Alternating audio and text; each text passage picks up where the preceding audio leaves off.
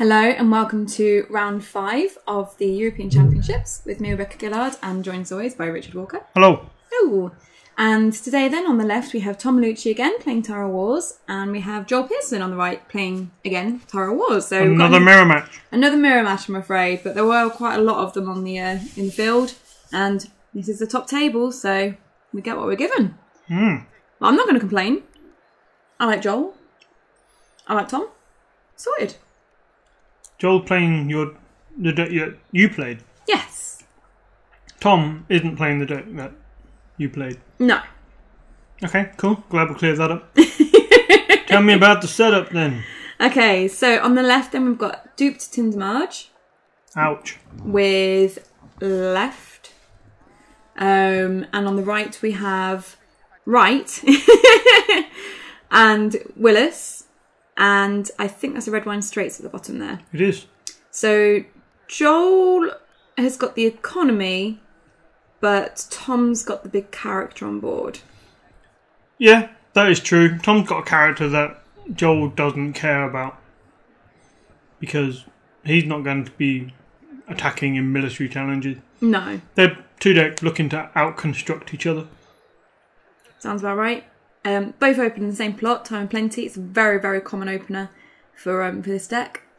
And Joel, they're just smashing out some good stuff. So he's got the Reducer location, which he's used to play the High Tower, and then using the remaining gold to pay for left. So he's got left and right on the board there. Triggering the High Tower, and also he's duped right there as well. Yeah, I will say at this point, Joel's got a better start here, because he's had the red wine straights on setup. Tom doesn't have any economy. The red wine straights has allowed him to, he put down a rose garden and got the High Tower out early, which is going to further boost his economic and card advantage. I mean, that's basically an extra 4 gold every marshalling, isn't it? With the Reducer and High Tower. So he does, as you say, have the economical advantage here. Hopefully Tom can get some economy down on the board. But I guess at least if he can get a Lord out, then he doesn't have to worry quite so much if Joel does start doing military challenges, because he's always going to have that, assurance there to help him. Joel, they're also putting a crown of golden roses on Willis there. So I know this deck runs King of the North. So it would be a good time for him to play it next turn if Tom hasn't managed to find a king himself. Tom then marshalling Leighton, which is really good for him actually, because although he doesn't have any economy, Leighton's going to let him put out characters for free. So he can put stuff out, I think it's 4 cost or lower. Yeah, so he's going to be able to put out characters. He just won't be able to use Leighton this turn to, make sure he can actually nail him to put someone out. Or a location. Or a location. He can put out the High Tower, for example. Ah, I forgot about that. I mean, I think he'd quite like some economy right now. He's still not seen any, so not so fun for him. But we've got an intrigue coming through from Willis on Joel's side here. So, depending on how much Tom likes his cards, he can defend it with Marge. But then Joel can just increase Willis' strength of the crown, so is he going to bother? Yeah, this is the right play from Joel. He doesn't want to kneel left or right. He doesn't care about the power challenge. Okay, so Willis there in the challenge, but because we've got the High Tower Spy come out, drawing a card and gaining a gold, it does now mean that the High Tower Spy can trigger on Willis to increase his strength by 6. That seems nice. So Willis definitely going to be winning this challenge here, and that's without even triggering the crown of golden roses. That's good. He got a really good advantage now. Intrigue claim Hand's Judgment, not a massive issue. Yeah, I don't know. Could be. It's always nice to see them go when you're running Growing Strong, Renly's Rise, or Nightmares. Well, I think this deck runs, if I remember correctly, 3 Nightmares, 2 Hand Judgments, and I think it was either 2 or 3 Growing Strongs rather than Renly's Rise. Okay. I think a few of us had slightly slightly different decks, like maybe like the odd card here or there, but... Yeah, I know Joel's a really big fan of Renly's Ride. So it might be that he's running that instead. I mean, who doesn't like Intimidate? And what's even better, Surprise Intimidate, right? Yeah, Tom... Well, I don't know what Tom's going to do. He can't win a military challenge. No. He could do an intrigue, but he won't win. He won't win intrigue or power. Yeah, he can't win any of these challenges. So he'd be better just to use Leighton to put someone in. There you go. So using Leighton to put Garth the Gross in. Yep. And there is a Lord and a Lady in play, so Garth will be on +2 strength with a military and an intrigue icon and renown, which would be nice. Yeah, I mean, the board in terms of characters is not similar because Tom has better characters on the board, but Joel has left and right, Andy has the backboard. That's going to really propel him forward. Yeah. I think it's the backboard that's most important sometimes in Tyrell. Yeah, especially when you're trying to be constructive. Yeah. And build things. Yeah. Like builders. What? I feel like we've gone off topic.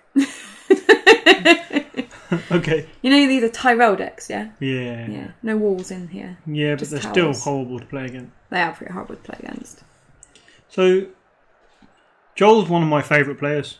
I like the way Joel plays. He's a very, very good player. He does extremely well in whatever tournament he goes to, quite frankly. except all the tournaments he doesn't. Oh, he's been doing amazingly this year. Yeah, he just sometimes takes jank though. He sometimes takes utter jank. I guess there's only so long you can be good for, right? When you need a break. Yeah, I played him at Aldershot, and he had this like real obsession with trying to like mill someone out with Night's Watch Greensight, I think. Did he manage it? No. Well, he might have.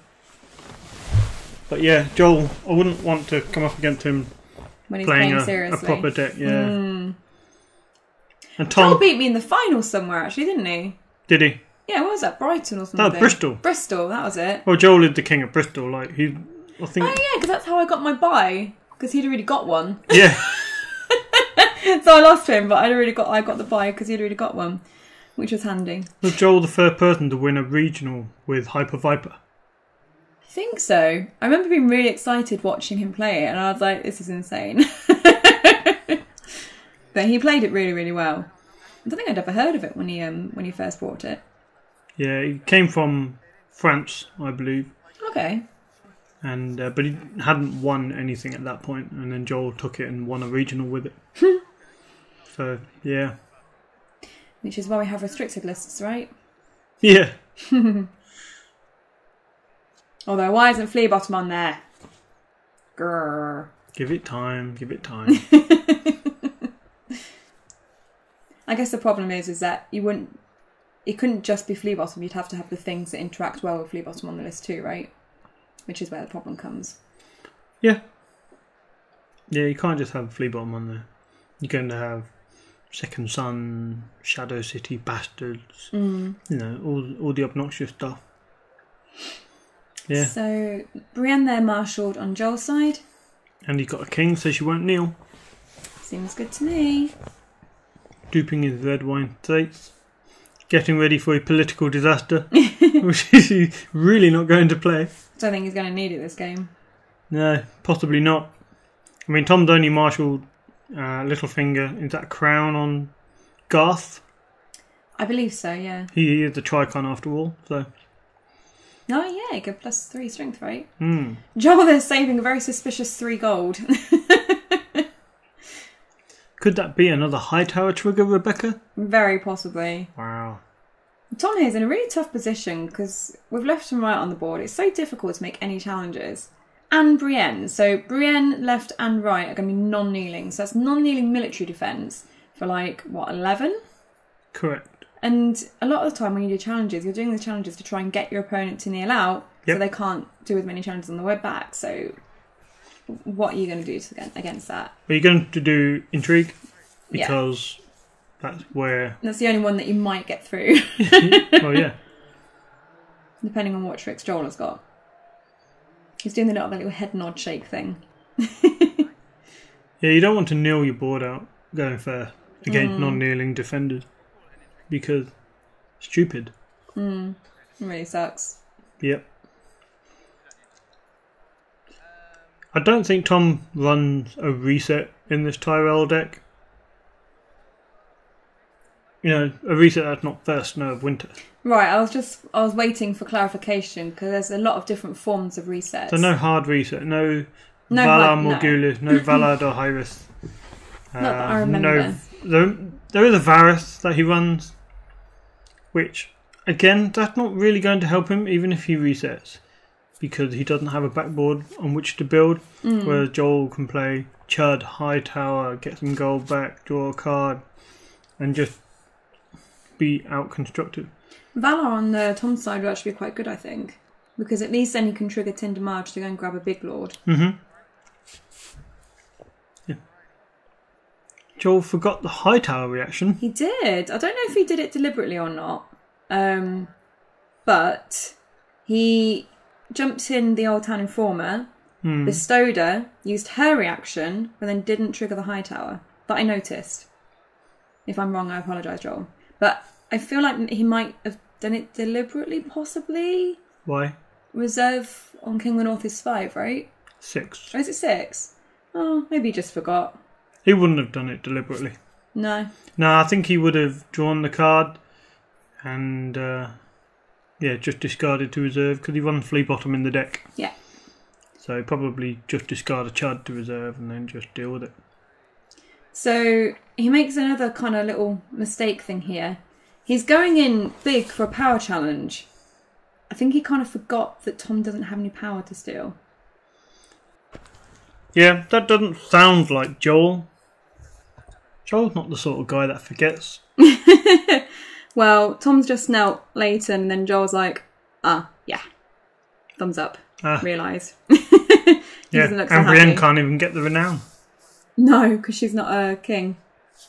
Due to Tom's plot here. Oh, poor Joel. He looks a bit embarrassed. Because he might have won Dom otherwise, right? Yeah, we all make silly mistakes sometimes. Yeah, it's easily done. Especially when you're, is this the 5th round? Yeah. The 5th round, they're both 4-0 at this stage. I mean, basically this guarantees you to get to the second day. Yeah. I mean, if you win this game, then that's it. You're definitely through. Mm. But, even if you lose this one, I guess you've still got, 2 more chances? Yeah. You just need one more win, so... Easy, right? Yeah, well, you managed to lose your first 2 games and win all 5 of your next, so... Technically 6 of your next games. True. But that's easier. Yeah. Because when you lose 2, you're playing someone else who's also lost 2. So chances are, that's a lesser deck. You say that, but... Chances are. You face some difficult players. I know, yeah, but let's not talk about me. Let's talk about Tom and Joel. Yes. I wonder who they played going into the... I mean, we saw Tom play Dan Mulcrone. We did, yeah. Tom beat Dan in round 3, I think, of these videos. And I wonder who Joel played. Well, wonder no longer, because I'm bringing it up on the Jousting Pavilion. Where are you, Good Joel? old Jousting Pavilion. I've lost him. He was top 32, wasn't he? Surely. Yeah. There he is. He was 9th. Oh, nice one, Joel. Yeah, Joel did well. Joel did very well, so he made top 16. And if he was 9th, he must have played some hard people, right? He played Gabriel Rana. Yeah. Who's a really good player. He played some really good players, actually. Aladar McTavish, Gabriel Rana, Vince T, who came second at the Tournoi de la Man with his Martel Kraken deck. And he was playing the same deck, so he beat Vince. Leonard Paga, who also watches these videos. He's one of the best Martel players in Europe, if not the world. Yeah. So he's done well to get this far. You're so knowledgeable about these people. Yeah, well, you recognise names. Yeah. So, yeah, did well. Ah, well done, Joel. What about Thomas? I think Tom made top 32, didn't he? Yeah, he did. So I have a quick look at the plots while you're researching, Richard. We've got King of the North from Tom, and we have Wardens of the South from Joel there. And Tom went first and marshalled Varys. Dun, dun, dun. Who had the choice of initiative here? Uh, King of the North is... Oh yeah, that too. So Joel had the initiative. He made Tom first. Tom wouldn't have liked to have played Varys out first, I'm sure. No, but I think he knows our decks don't run milk. So he might not be quite so worried. Maybe. He's got 1 econ now. Oh, there we go. Great Hall. He'll be happy about that at least. Yeah. And then Joel here, I think, is just trying to get some cards, maybe. He's marshalling Littlefinger there to draw 2 cards. Did you want to tell us something, Richard? No. No? Okay, I thought you were going to tell us about Tom. Tom? Oh, we wonder who he played. Sure. He played some people. Played Sam Woolley from East Anglia. Daniel Correa, the Spanish Spanish guy. He won Battaglia, didn't he? Was it Battaglia he won? Yeah, he's a really good player. Dan Mulcrone, never heard of him. And Stephen Miller Hamnet with his Stark Reigns, who also did very well. And he's also a Brit. Yeah? Yeah. Managed to get a few Brits, didn't we, in the cut? So, yeah, I'm not sure Varys is going to save Tom here. Especially as Joel's just like, you're going to Varys me? I put my flea bottom out. And another thing, he played Littlefinger to get 2 more cards, so he's got more options. Yeah. Post Varys. And he's played out a few more chuds as well, so it feels like he's trying to feed a flea bottom a little bit there. Either that, or... I mean, I wouldn't have played both the chuds. Either that or he's got Nightmares. Ah. That would make a lot more sense. So I think Tom there is passing challenges. Makes sense. He's facing Wardens. He's not going to get anything through. So at least he can try and defend some things. Although Tom does have a power in his house card now for Joel to try and take. So it looks like Joel is going in here. He's really mathing hard.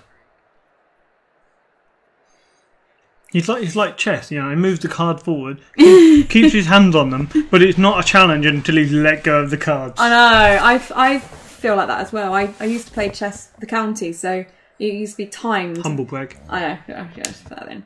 When I was 9, and you had to sort of keep your fingers on the piece until you were completely sure, and as soon as you let go, that's it. I had to move your piece again. And sometimes I feel like that when I'm playing cards, I have to sort of pause. It's like, am I ready? Am I ready? And if I take my hands off, I feel like, no, I've done it. I can't change it now. You could just not touch your cards until you've made a choice in your mind. But sometimes I like to visualise what I'm doing. So if I'm turning the cards that I'm going to be using, then I can see this is what my board state's going to look like. And it helps me sort of calculate my math, and because I'm not very good at math, calculate how much I'm going in for and how much they'd be able to go and defend for and stuff. So... yeah, anywho. Tom's body language isn't looking that positive. He doesn't look too happy. He got, the head and the hands thing. Even though technically he's winning. Technically. Wait a minute, how are we 20 minutes in and it's still only 2-1? Because Tom is resisting doing challenges because he can't choose through Joel's board. That means Tom's not getting power on his house card, which means there's very little power for Joel still. Which is good, that's what he wanted to do. It slowed the game down, so he got a chance to get back into it. Did Tom put Garth into that challenge as well? He did, didn't he? To defend. He did. Yeah, I don't think he took the renown on Garth on that one. An error, it happens. Yeah. Brienne there doing the power, winning. Maybe he just didn't want to take the renown on Garth because he knew he was going to Varys him away. That's true. That's very true. Because he took it on Marjorie.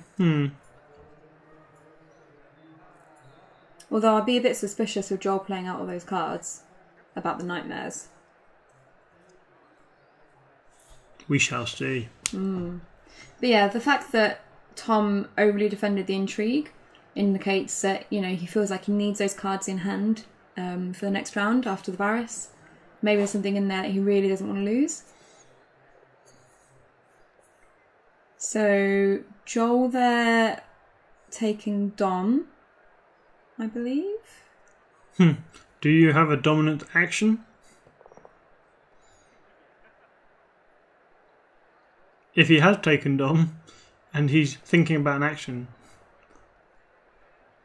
No, do you know, I don't think he's taken Dom. No. No. Are you just giving me fake news? No, I'm trying to watch and see what's going on. Stop distracting me. Well, you've already watched this once. Well, I don't really watch it properly. I just sort of skip bits. Skip bits, right. I just skip to the bits where I'm editing. There you go. There's Dom. There's the Dom. Right, so yes. Do you have a Dom action? Yes, I do. I'm going to Nightmares Varys. He does have the nightmare. I'm going to Hand's Judgment that. Joel is like, oh, fuck! I didn't think Tom had any money. Where was he keeping his money? It was on the plot card, but it was a little bit hard to see because the colour of the coins was quite similar to the card. I see, or rather, I don't see. Idiot. Yeah, because he'd have had 5 gold from the plot plus 1 from Littlefinger. Yep. Pay 1 for the Great Halls, that leaves him 5. Then reduce by 2 of the Great Hall and pay 4 for Varys, with 1 left over. Tom's no scrub. He knows what he's doing. Yeah. Save a gold for the nightmares, so you can cancel it with a hand judgment. Which is why he over-defended that intrigue challenge. Because he didn't want to lose the hand's judgment. Oh, you'd think he'd been playing card game for some time. And not a noob. Is he not a noob? Well, I don't know. I wouldn't like to say. He might cut me. Oh yeah, I forgot about his t-shirt. I was really like, oh, that's weird. And then I realised he was about the t-shirt. The t-shirt. So I mean, I'm not that weird. I know, I was like, is Tommy sending you threatening messages again? Yeah, he's always threatening me. He sent me a message earlier saying, you better make nice on this commentary, otherwise I'll cut you. And so I'm feeling compelled to say nice things about him. I'm not sure I completely believe you on that one. Yeah, I am lying. It's fine. You're an idiot. Plot-wise, we've got Wardens on the left and Filthy on the right, so that's going to be Marge down, which I'm sure Tom's not going to be as thrilled about, but never mind. Yeah, it's just a tempo thing. Tom was probably hoping to sort of gather some momentum now, but Joel kind of nipped that in the bud a little bit. So now, again, there's equal kind of characters on the board that are standing and available to attack and defend. Although Tom has Wardens of the South, Joel has still all that economy and draw and Lee Bottom. Yeah, so although the boards have been reset, I do feel like Joel still has the advantage. Shame he's first player. So yeah, gaining gold and drawing a card from Hightower. I can see Joel's own Varys in hand, actually. Probably doesn't want to play it now, though. Doesn't really need to. Doesn't need to. Probably want to get something out that he can attack with. Yeah, because he's not going to want to use left and right for attack.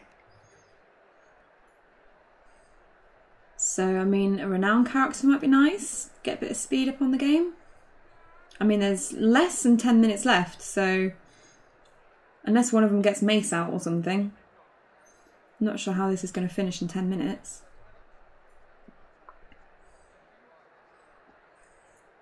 I don't think Tom can get mace out unless he's got King's Roads. Don't think he runs King's Roads. Yeah. Come on, what's Joel going to Marshall? Garland. Oh, okay. He's got renown, right? Right? He does? Yeah. I'm bestowing him for 1. So he's going to be 4 strength.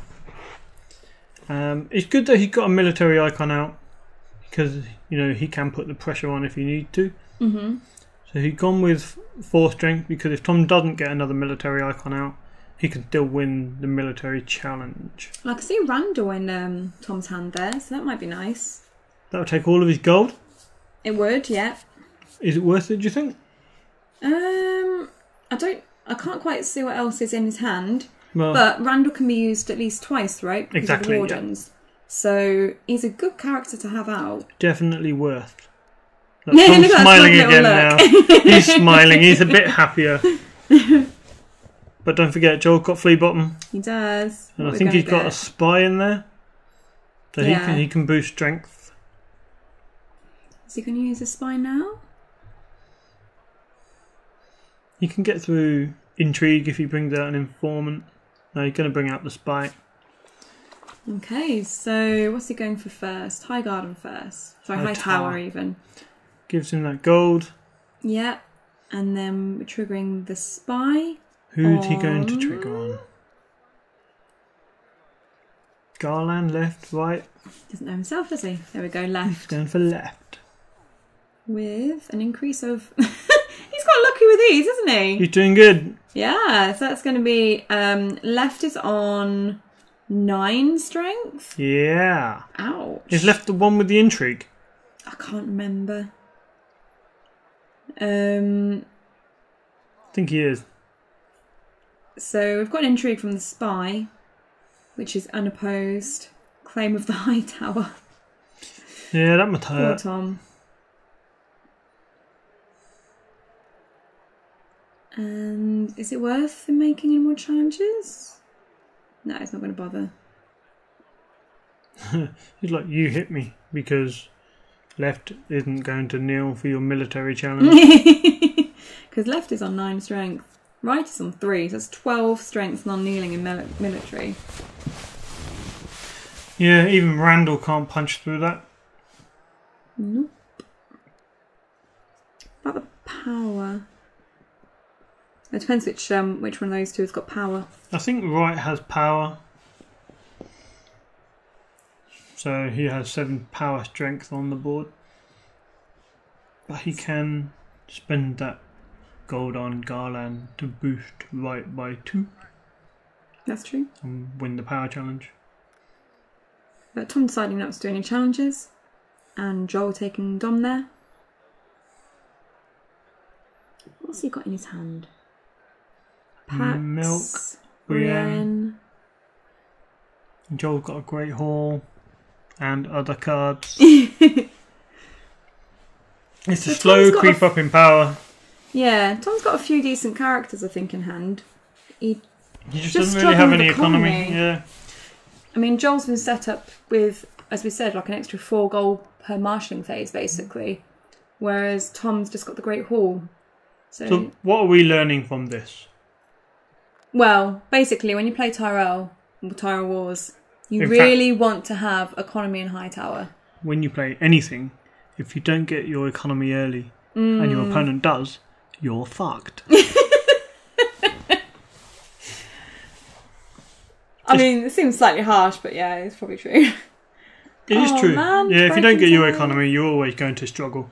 And Joel's really turning the screw now. He's got the old town informer that he can flea bottom in. Yeah. To then deal with Randall. Tom's a little shake of his head there. He knows what's coming. Yeah. Randall's going for a walk. So we've got to put in the strings there. What did he copy? Filthy. Okay, so kneeling left. And both players drawing 2 there. I mean, Tom could really use some loyal characters around about now. I'm sure the problem for Tom is he would have played the High Tower last round if he could, not worry about the board position. But he needed the character out there. He needed Randall out there. So he's having to sort of hold back dealing with his backboard. This round, I'm sure he would like to put out some... something on his backboard. But he's going to have to now deal with breaking ties. He's going to have to get characters on the board so he can deal with breaking ties. So, I'm really surprised he's put Brienne out here. I guess because it's the non-kneeling, but he's first player. As we say, he had Pax in hand. I'd have been tempted to put Pax out, but he's loyal, right?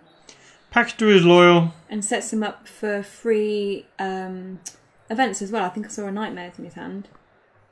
But yeah, so Colan's out here. That's a loyal character, so Joel can use Colan with the breaking ties. And then just flip button back in and sacrifice again if he wants to do the other one. Yeah. Oh crap! This is a. Of course, what Tom's doing good. here with Brienne, he's forcing Joel to have the two characters to get rid of Brienne and Randall. Mm. That way, Joel just happened to have Colon, so he can just sack Colon and the Informer. So he's got two breaking ties things there. I wonder if he'll do it on Randall and Brienne, or whether he will just do it on Randall and the economy.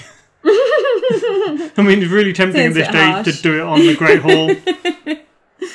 Because Tom's struggling for economy through the game. He's used some big econ plots. He's used his, time of plenty. He's used his Your King commands it. So it looks like Tom is passing challenges here. And Joel going in with the intrigue. So Tom can kneel Marjorie to stop it going unopposed. And Alicia's loyal. But he won't win. But he won't win.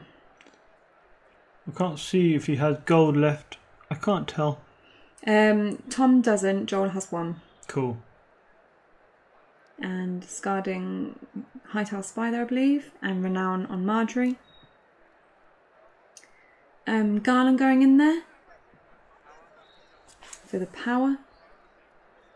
He's pretty confident. Well, yeah, he can break in ties both Brienne and... Yeah, so Tom Randall. trying to defend there with non-kneeling Brienne, but sacking the Earltown Informer to send Brienne back to hand. So he gets that unopposed.